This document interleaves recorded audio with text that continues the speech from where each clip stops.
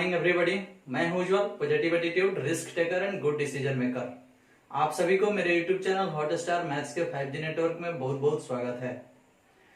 दोस्तों, मैं आपको पिछले वीडियो में सेट के प्रकार मतलब काइंड्स ऑफ सेट बताए थे।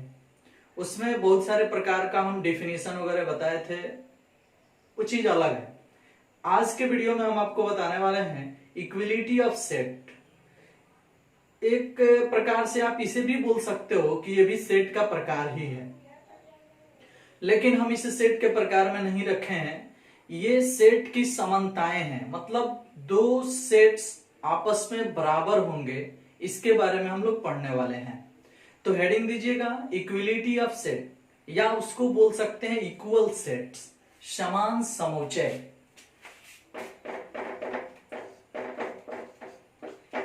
समान समुच्चय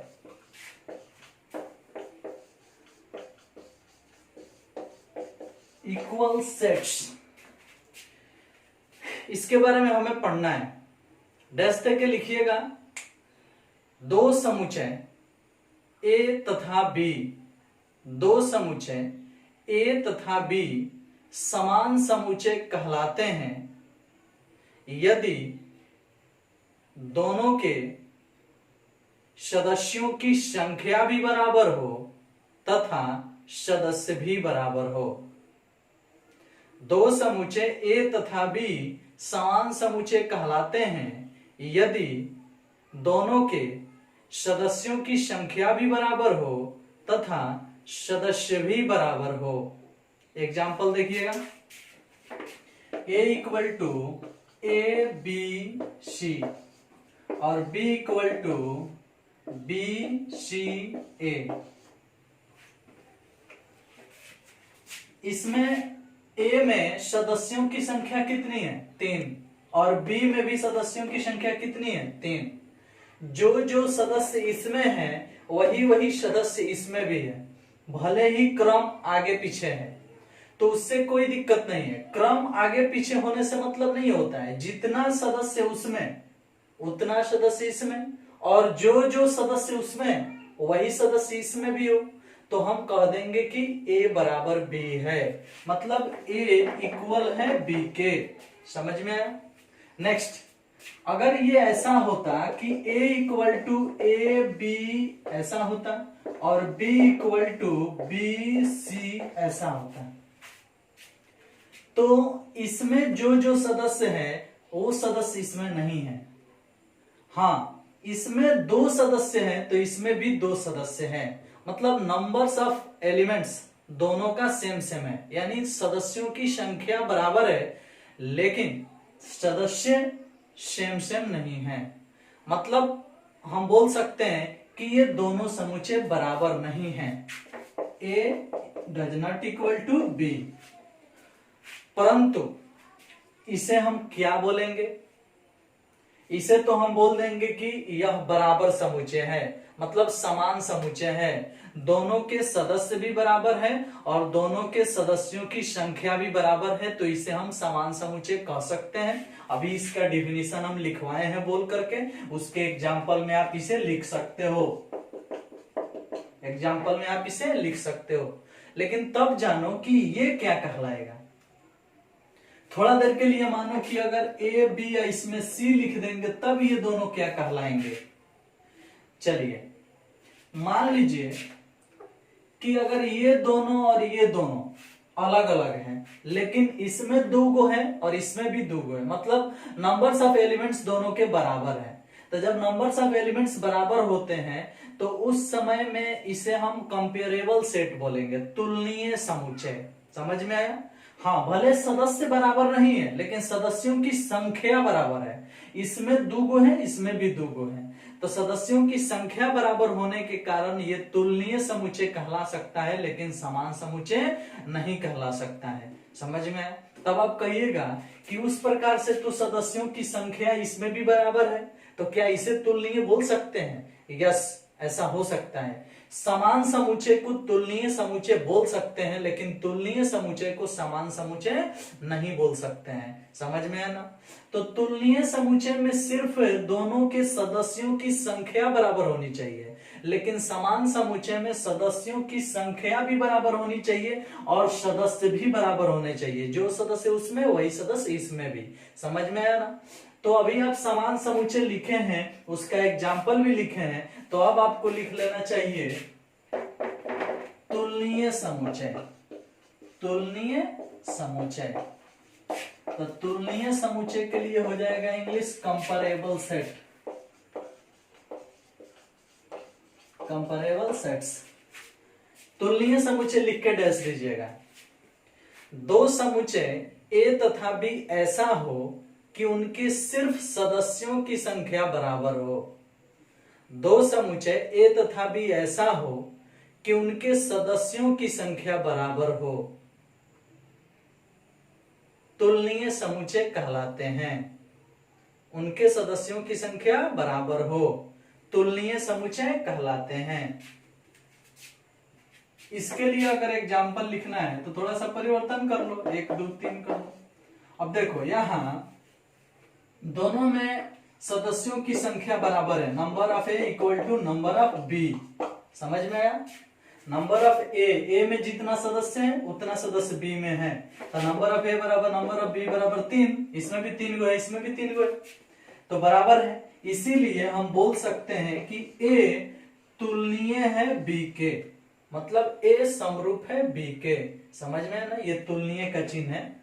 तो आप बहुत आराम से समझ चुके हैं कि इक्वल सेट क्या है और तुलनीय समुच्चय क्या है, यानी कंपेरेबल सेट क्या है। केवल नंबर्स ऑफ एलिमेंट्स बराबर होने पर हम कंपेरेबल सेट बोल सकते हैं, बट नंबर ऑफ एलिमेंट्स बराबर हो और साथ साथ एलिमेंट्स भी बराबर हो, माने एक जैसा हो, तो उस समय हम बोल देंगे कि हाँ यह इक्वल सेट है।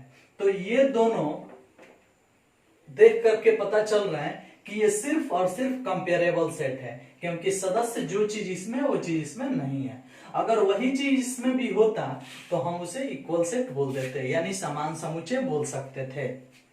चलिए, अगर एगो में 4 गो हो जाए, एगो में 3 गो हो जाए, तो वो असमान सेट हो जाएगा, ना तुलनीय समुच्चय होगा और ना ही समान समुच्चय होगा, असमान हो जाएगा। असमान तो वैसे ये भी हो सकता है, मतलब तुलनीय समुच्चय असमान हो सकता है या समान भी हो सकता है, उसकी बात अलग है। लेकिन हाँ, जो समान समुच्चय है वो हमेशा तुलनीय हो सकता है। इसलिए नोट नीचे लिख लीजिएगा, नोट दे करके लिखिए। सभी समान समुच्चय तुलनीय समुच्चय हो सकता है। सभी समान समुच्चय तुलनीय समुच्चय हो सकते हैं, लेकिन तुलनीय समुच्चय समान समुच्चय नहीं हो सकता है। तुलनीय समुच्चय समान समुच्चय नहीं हो सकता है। हो गया? आगे चलते हैं। ये तीनों को हम एक साथ अभी के अभी बताने वाले हैं, एक एग्जाम्पल के माध्यम से। a इक्वल टू हम लिख देते हैं ए बी, और b इक्वल टू लिख देते हैं ए बी सी। गौर से देखिएगा, एक एग्जाम्पल इधर लेते हैं, a इक्वल टू लिख देते हैं ए बी, और एक एग्जाम्पल ले लेते हैं b equal to A B. इस स्थिति में a does not equal to b, लेकिन इस स्थिति में a इक्वल टू b। गौर कीजिएगा थोड़ा सा, यहां आप देख रहे हैं कि इसमें 2 सदस्य है, इसमें 3 सदस्य हैं, और वहां आप देख रहे हैं कि दोनों में 2-2 सदस्य हैं। ये देख करके पता चल रहा है कि ये इक्वल टू बी है, और ये देख के पता चल रहा है ये does not equal to B है। अब इस 2 ही एग्जाम्पल से हम इस तीनों को क्लियर करने वाले हैं।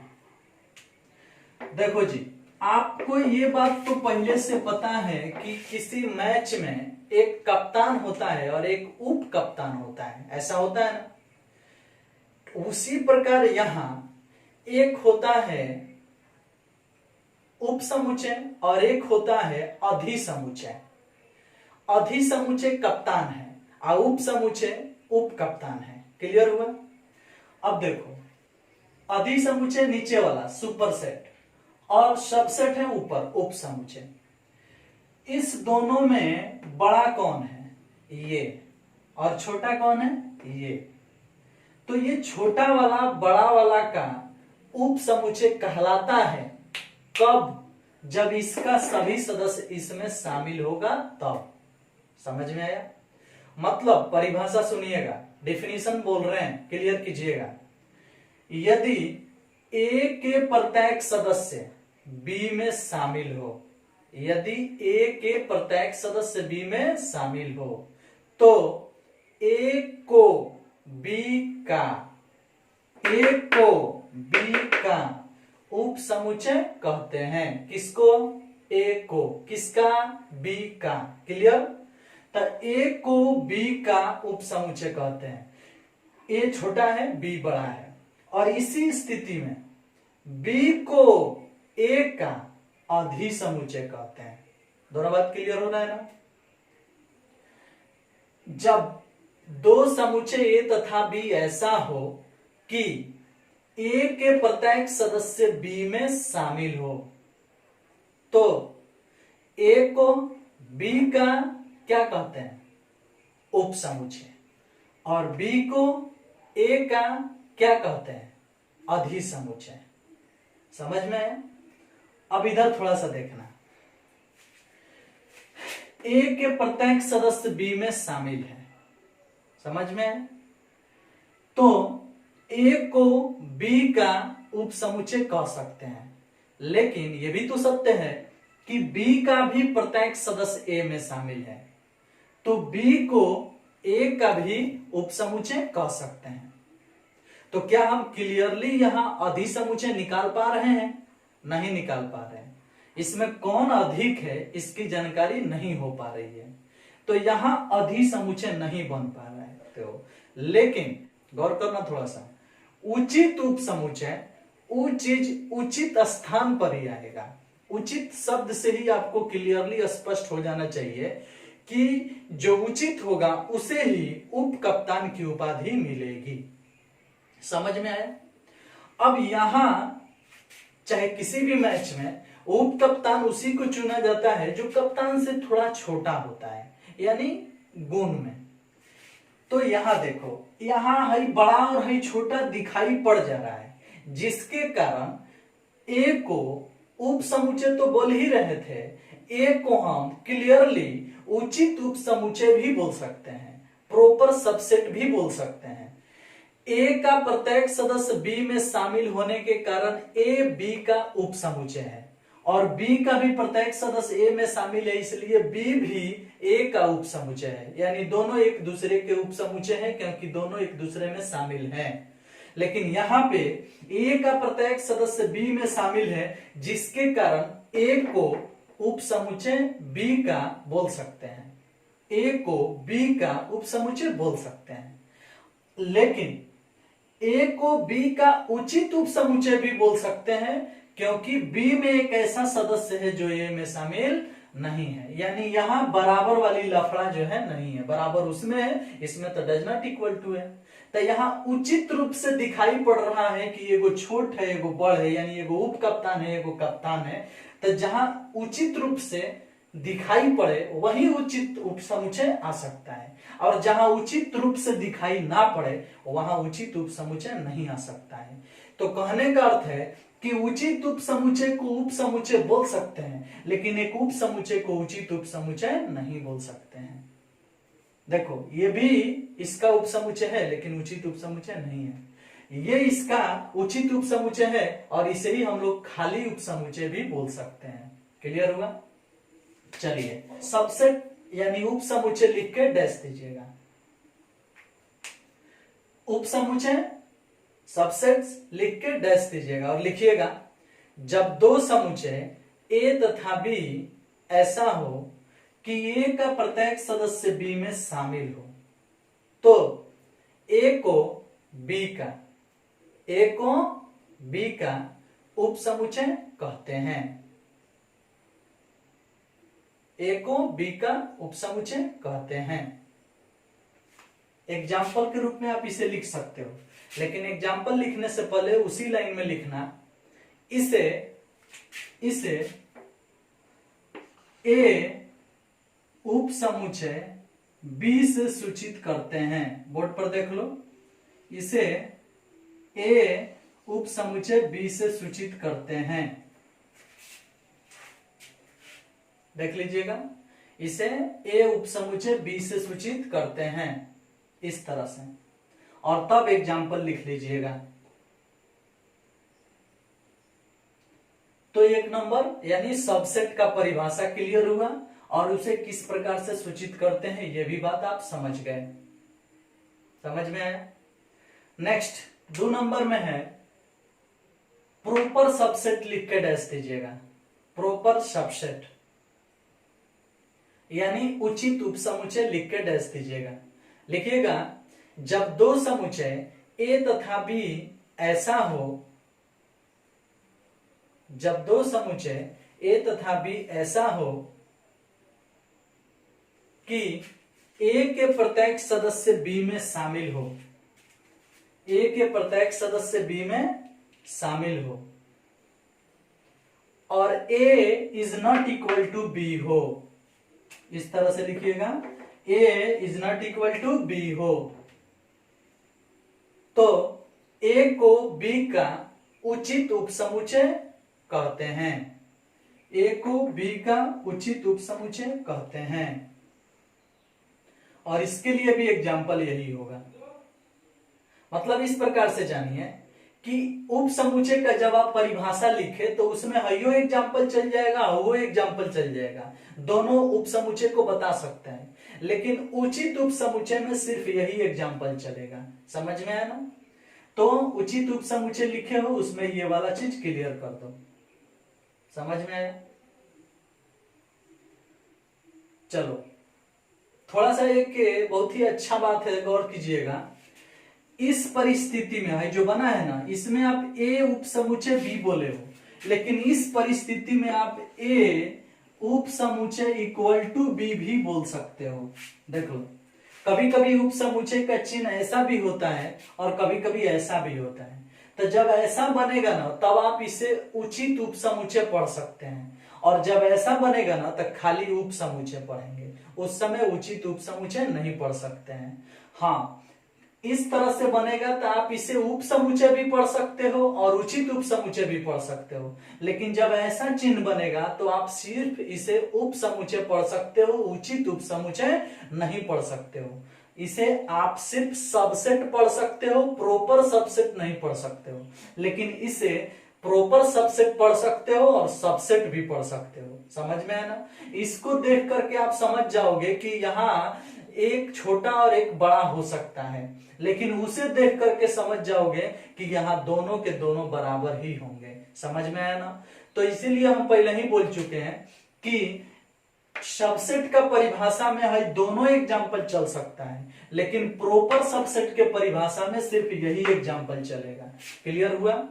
प्रॉपर सबसेट अभी लिखवाए हैं, एक बार फिर से सुन लीजिएगा।